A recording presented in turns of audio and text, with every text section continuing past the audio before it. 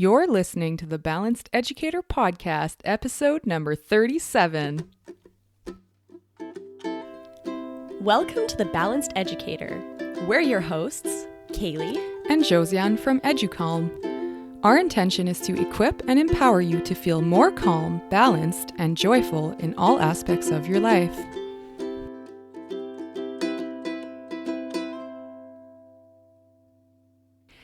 Hey everyone, welcome to the Balanced Educator Podcast. If you're new to this show, welcome. We're so happy you're here. We invite you to subscribe on iTunes so that we can connect with you every Monday when our new episodes come out. If you listen every week, if you're binge listening, welcome back and thank you for being here and sharing your time with us. It means so much to us. Thank you so much. We cannot thank you enough. To everyone who has left us reviews lately, leaving a review only takes a minute or so of your time, but it is truly what makes our podcast possible. And it makes a huge difference for us in our listenership, in our business. And thank you. We'd like to share a review from Sarah Beth 1717 today. She says, Kaylee and Josiane do such an amazing job. Their podcast has helped me so much in raising our twin toddlers in a more mindful way. Definitely a great resource for parents, teachers, and any human who wants to have more mindfulness in their life. Emotions are hard. This podcast helps. Thank you so much and keep them coming, you guys. So this week, we are sharing with you our top 5 ways to stop bringing work home. Now, before we start, we want to remind you that enrollment for EduCalm Classroom and École EduCalm is open until October 31st. EduCalm Classroom is our ready-to-use mindfulness program that gives you a full year of mindfulness practices and curriculum so that you can learn and practice mindfulness daily with your students. When you enroll in EduCalm Classroom, you have access to all of our guided mindfulness practices, lessons, and activities in both English and French, which we know is super helpful for French immersion teachers like us. We've been in our classroom using it in both languages, so it's really awesome to have that possibility. When you enroll in EduCalm Classroom before October 12th, you'll be entered to win in our EduCalm Teacher Prize Pack, which includes a full scholarship to our EduCalm Teacher course in January, delicious coffee from Jacked Up Jill, handmade soap from Clay Soap, a handmade rope tray to help you keep your desk organized from Little Love Home, and eye pillows for you and your littles to use during your mindfulness practice from Little Yogis. All of these prizes are lovingly made from local Manitoba makers, and we are so excited to share these with you. You can also receive extra entries by posting about EduCalm Classroom on social media and tagging us at EduCalm. That's EduCalme. So you'll get an extra entry for each time that you post on social media, whether in stories or in a post on Instagram, Facebook. Now, you can enroll at www.educalm.com/classroom, and EduCalm is spelled EduCalme. Another awesome thing about EduCalm Classroom is that you'll be part of a community of like-minded educators. We meet for Facebook Lives about once a month, and so it's just becoming this really awesome community of people that is growing and expanding, and it's just so fun to watch and to be a part of it all. Now, we are also super excited to be officially sharing that we are offering an in-person professional development workshop in Winnipeg on November 9th. The morning workshop, which is from 9:30 a.m. to 12 p.m., will be en français. And the afternoon workshop from 1 p.m. to 3:30 p.m. will be in English. So if this is of interest to you, I'll just share with you a couple details. So the workshop is called EduCalm Classroom, Daily Guided Mindfulness Practices and Curriculum to Support Student and Teacher Well-Being, Classroom Management, Resiliency, and Learning. And in this half-day professional development workshop, you're going to learn how to successfully implement a daily EduCalm Classroom mindfulness practice and how the EduCalm Classroom curriculum can be linked to your regular teaching curriculum. So a year subscription to EduCalm Classroom and École EduCalm, which is a $250 value, is actually included in the cost of this workshop. So we thought that as most teachers have a yearly budget for professional development, this will be a way for you to learn how to introduce mindfulness into your classroom and to start using EduCalm Classroom all with your PD budget dollars.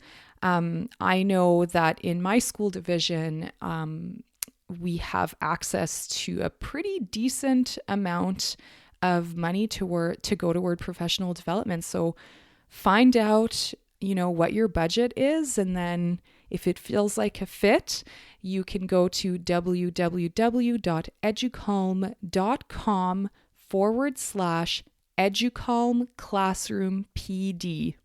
There you will find all of the details of the workshop, and you will also be able there to register for this workshop. So we hope to see you there. And we'd love it if you shared about this workshop with your coworkers, anyone who you think might be interested in coming. We also sent you a Happy Mindset Monday email this morning, and in there is information. There are 2 PDFs of posters that you can share, and we would just love it and appreciate it if you all help us to spread the word about this awesome in-person workshop here in Winnipeg. All right, it's time. Let's get into the show. Okay, you ready? Yeah. So here they are, our top 5 ways to bring less work home. Number 1, do the corrections with the kids. Yes. Can you elaborate on that? Yeah, definitely. So, I remember in my first year of teaching, I had all my systems set up so that, the students would write their quizzes and I would correct it, then I would give it back to them, and then we would go over the corrections as a class. But the interesting thing about doing it that way is that for the most part, many of them were completely disengaged when it came to going over what they did wrong and what the right way to do it would have been. So what they would do is they would see their mark and that would be it. They'd be happy. Okay, yeah, I got it. I don't need to pay attention now. Or they didn't do well, and a lot of the students would just write it off and completely shut down, and they wouldn't actually benefit from the corrections. So why not make the correction time a growth mindset version of correcting? And instead of it being a time to say you have it or you don't, case closed, let it be a time where you're looking at, what is still to learn? What is still there to master? Where can we continue to improve? I also find that when you take this time with the students, that you generate amazing discussions, because what will happen is that one child will have maybe gotten the answer wrong and another child will have gotten it right. And then you can be like, okay, well, can you tell us the process of how you got to your answer? So they become the teacher and they get to show the others how they got to their answer. So it's an opportunity to deepen learning. Yeah, for the one that gets to explain it, they're super solidifying their learning. And for the ones that are listening, they get to hear this process from someone other than the teacher. And maybe the student is using language that just makes more sense to the student. So it's really an opportunity for deepening learning. You know, it's not us being lazy as teachers and not wanting to have a pile of corrections. It is an opportunity for deeper learning. And also, you know, thinking of the way that we want to prioritize our time. Like as a teacher, is our time and energy best spent sitting by ourselves, correcting our students' work? Or is it best spent interacting with them and supporting them and continuing those discussions? I think it's best spent with our students. I think it was in my third year, I started shifting more into doing the corrections with the kids instead of taking them home. And I started noticing that my kids were benefiting from this a lot more. Mm-hmm. They were grasping concepts on another level when I took the time to do corrections with them. And in my last year, one thing that I did was actually as a school, we had like a whole writing initiative. And one of the practices was to correct written work. So like ELA or French writing with the students. So at first you're like, oh my God, like when did you find time to do that? Like, where in the day did you correct stuff with the kids? But I kind of just created a whole system, and during class time, during French or ELA, the kids knew when we were doing a writing project that I would be working one-on-one with students, and then they had tasks to do in the background.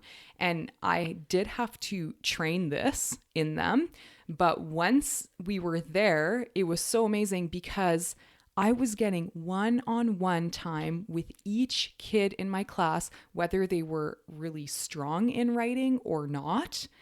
And I got to work through their errors with them, or the style of the writing or what they were communicating. We got to really look at each piece that they wrote at a deeper level.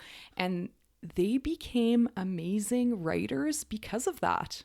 Well, you were coaching them rather than, as a child, especially in elementary school, when you give them their corrected work back that just has red ink written on it that, you know, something was done right or wrong, or this is the correction that needs to be made, like, are they really learning from that, or are they just copying? But when you're talking them through the process and you're explaining it to them and you're asking for their feedback and you're coaching them and engaging, right? Yeah, then they're learning so much more. That reminds me, in university, they had an awesome program at our university, yes. SPL, where we got to take any of our written work to this like tutoring program and have someone sit down with us and go through it with us and teach us why something was right and wrong. And I learned so much from those sessions. I'm so grateful for that because it improved my understanding of the language so much. I have to thank my mom because she's an amazing writer and spent countless hours teaching me how to write properly. So thank you, Mom. Yes, you're the best.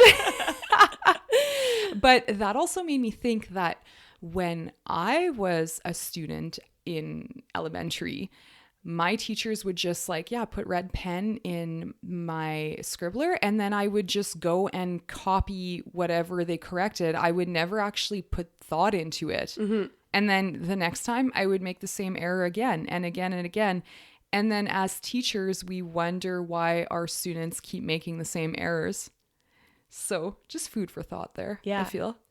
Now, I also want to bring in, for high school's teachers, this was something that I started doing in my high school classes, which was the getting them to correct their quizzes and their tests on their own. And it seemed a lot of my students would be like, what, you're really going to trust us to correct our own test? And I was like, yeah, I trust you. I would ask them, pull out your red pen, show it to me. Everything else went off the desk, so there couldn't be, some cheating happening. But really, when it comes down to it, okay, say worst case scenario, a student cheats and writes down the right answer and then gives themselves the point. They still learned. They still learned how to correct it, where they wouldn't have been paying attention to how to correct it if it was already corrected for them. So, and I don't think happened in my classroom, and I went over the corrections after, but just the process of even teaching them where the points would go. So I taught math and science. So it was a lot of processes. So it would be things like, okay, if you did this step, you get 1 point. Now, when you get to this step, if this is the answer you get 1 point. So they really got to see the structure of how to work through a problem, in these higher level grades. And like I said, it really deepened their learning. And then afterwards, I would look through their corrections and make sure that they did a good job. But that just got put into my system for inputting the marks into, our marking system.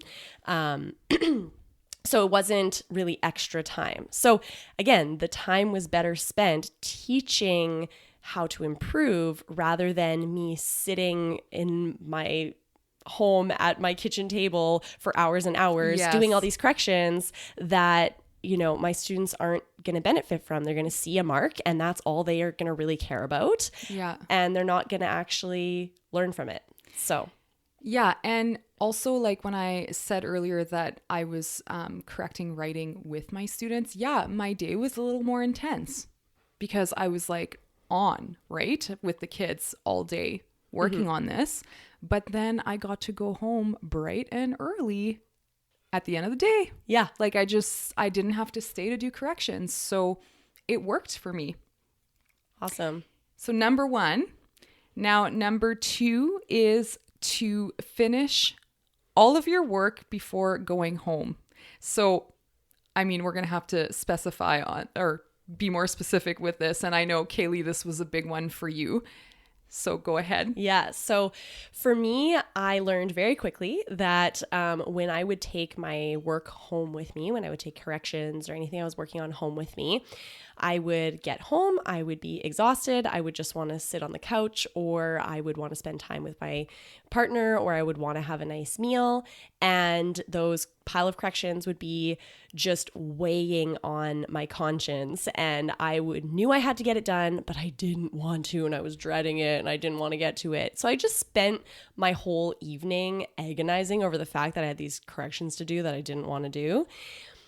So what I learned was if I just stay at work for an extra half an hour or hour, whatever it is, get it done there, I'm incentivized to get it done faster because I want to get home and I'm hungry and I want to eat my supper.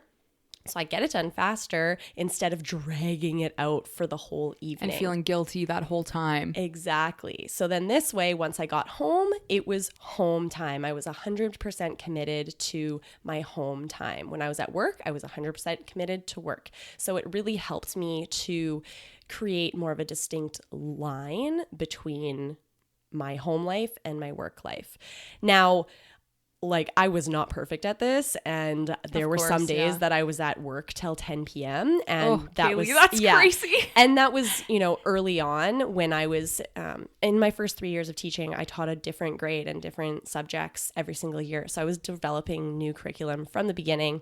And also I am a recovering perfectionist. So, one day when I do go back to the classroom, I'm absolutely going to change that. And I think that's going to come up in one of our next. That is the next one. Number 3, good enough is good enough. Yeah, that was something that I was learning. And something that I'm still working on at Educom 2 is, We're both working on it. Yeah, we pay attention to details. We are both we notice the fine details, and we are both, kind of perfectionists. We want it done really well, but done is better than perfect. And, sometimes you just have to get it done and say that's good enough for now. And I have years in this career to improve on it later. It doesn't have to be perfect right now. And often we're putting expectations on ourselves that no one else would care about or maybe even notice. Yeah. I can't tell you how many hours, especially in my first year, I was so excited to be teaching the courses I was teaching. I wanted everything to be perfect. I would spend so much time on like formatting or reading it over 10 times to make sure I didn't have a typo or a spelling error. And still, the students didn't care. Like, they didn't care what the formatting looked like. And was that the best way to spend my energy? No, that wasn't improving their learning. It was a waste of my time. And I wish I could just go back and pat younger Kaylee on the back and say, just go home. Yeah. This is not what's most important. But right out of university, when you're in university, it's about making it perfect because it's being evaluated. But when you become a teacher, your energy is best spent with your students. Yeah, just in the present moment. Exactly. Yeah. Exactly. I think I got a lot better at good enough is good enough in the last little while. And I feel better because I have time now to take care of myself, which makes me a better teacher anyway. Yeah. Yeah. So and take care of yourself, everyone. That's the lesson here. Yeah. And when you're taking care of yourself, you have the energy to spend with your students so that you get things done. And then, at the end of the day, you go home.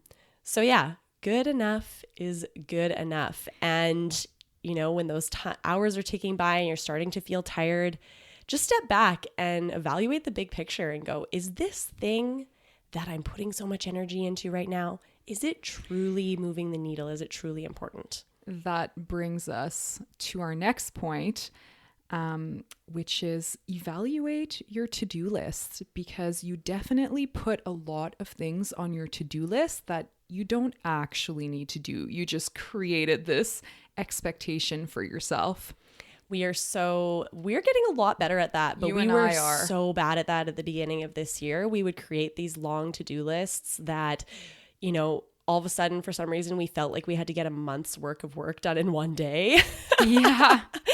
You're always thinking, if I have an extra minute, I'll get to this. Oh, if I have an extra minute. But, usually you don't have that extra minute. And then all of a sudden at the end of the day, you feel upset that you didn't finish your whole to-do list. So one thing that we've started doing is once we write our to-do list, we decide what is the most important, like what absolutely has to get done, what is moving the needle in our goals and bringing us closer to our goals and what has to get done. And then we say, okay, how can I simplify? So essentially write out the list, choose what has to get done, and then start crossing things off and go, this isn't actually important. I will live if this doesn't get done. Everything's going to be okay if this thing is not completed today. And we had basically a whole episode on this where we shared our goals, and where if things don't align with our goals, then it's off the list. I don't remember which episode that was, but we'll put it in the show notes. It was how to start the year intentionally, and I can't remember what number, but yeah, we'll put it in the show notes. Yeah, and that can really help you to narrow down what's really important. And then once you look at your to-do list, you're like, nope, that doesn't align right now. That doesn't align, like maybe next year, but not right now. And you just cross it off. Yeah. Just pick that one thing that's important to do. Also, one thing that I like to do is at the end of my school day, in my planner, I'll write down the one thing that I need to get done the next day, which saves me a lot of time, because then when I get to school the next time, well, right now it's not the next day, it's every other day, I know the one thing that I need to do today already when I get to school. Yeah. So then I'm a lot more efficient at just getting it done during the day, in those little moments that I have, like during recess or lunch or just before school or just after school or whatever, however it works out. But it really helps me to be really efficient. Yeah, then you don't waste that time going, okay, what did I need to do? Or, okay, what should I get done now? It's clear, you get to it, you cross it off the list, you move on. Just like that. Awesome. Okay, and the next one, it's our last one. Number 5 is to actually set a timer at the end of the day. Yes.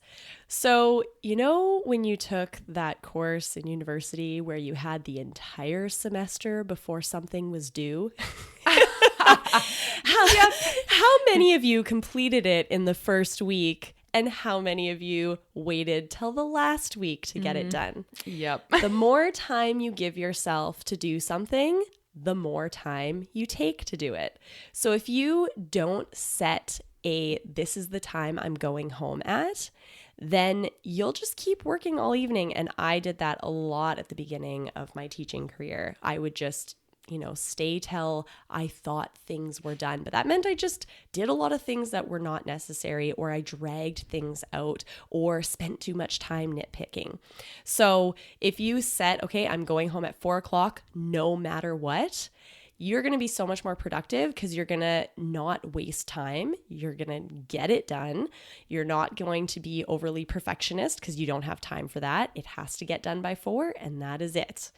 It's fascinating how when you give yourself like an hour to do something, you'll do it in an hour. If you give yourself a week to do it, it'll take a week. I feel like that's something that we've really learned in the past year. Yeah. Like when we're so like focused and we're like, okay, we're going to be done this by the end of the day. We're like 90% of the time we're done by the end of the day. Exactly. Yeah, giving yourself that time limit is so helpful, so useful. You get things done faster, and then you have more of an evening to replenish, rejuvenate, care for yourself so that you can relax and be the best version of yourself for the next day. I love it. So quick recap. 1 was do your corrections with your students. Number 2 was finish all of your work before going home instead of bringing work home with you. Number 3, good enough is good enough. Number 4, evaluate your to-do list, cross off the things that don't align, and choose the one thing that has to get done. And number 5, set a timer and leave by that time no matter what. And last one, just one little thing to add. The 5 turned into 6. Yeah. Okay, I know some of you guys are going to be like, well, okay, I said I'd leave at 4. I'll leave at 4:30. No, drop everything at that time that you set, and you're going to learn real quickly that the next day, you aren't going to waste any time because it has to get done. When you are strict with yourself and you make yourself commit to that time, you're going to learn and you're going to get better at doing it within that time. So, yeah. That's a good point. Okay, so I hope that you got at least one takeaway from all 5 of those. Try one of them out and see how it goes. Yeah, one thing at a time. And if one of these things are working for you really well, or if you have other ideas of ways to leave work at work or have a better distinction between home and work, then let us know. Connect with us on Instagram at EduCalm. That's EduCalme. We love hearing how you're doing. All right, so your exit ticket for today is to go check out EduCalm Classroom. So you can do so at www.educalm.com/classroom. And that's EduCalme. And if you live in Winnipeg or around Manitoba, your exit ticket is to share about our upcoming professional development workshop on November 9th, all about EduCalm Classroom, daily guided mindfulness practices and curriculum to support student and teacher well-being, classroom management, resiliency, and learning. So thank you for sharing in advance. It is so appreciated. We all know the best way to learn about something is by word of mouth. So we appreciate that you are doing that for us. This week at EduCalm, we are working on the details of this professional development workshop.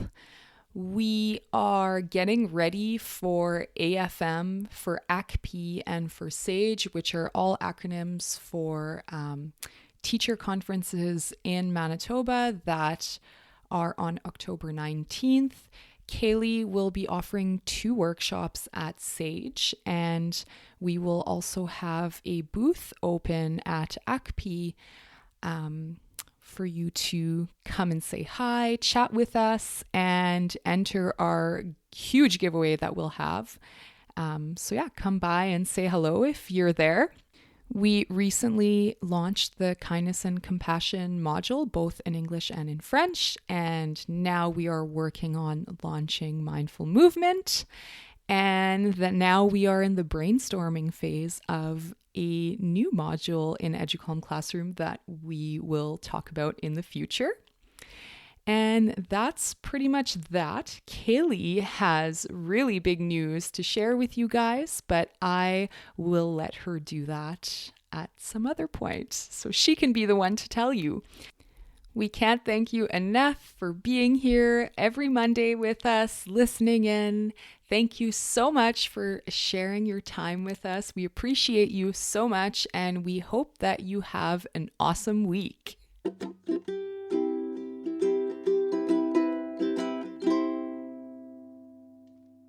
Hey there, Balanced Educator. We appreciate you and the work that you're doing in the world. We are here to support you, so we've created a free resource library for you to use anytime you want. Resources for mindfulness for you and your kiddos at home or in the classroom. You can get these free resources by going to www.educalm.com/The Balanced Educator. Again, that's www.educalm, that's spelled educalme.com/The Balanced Educator. Thank you for being a part of our Educalm community.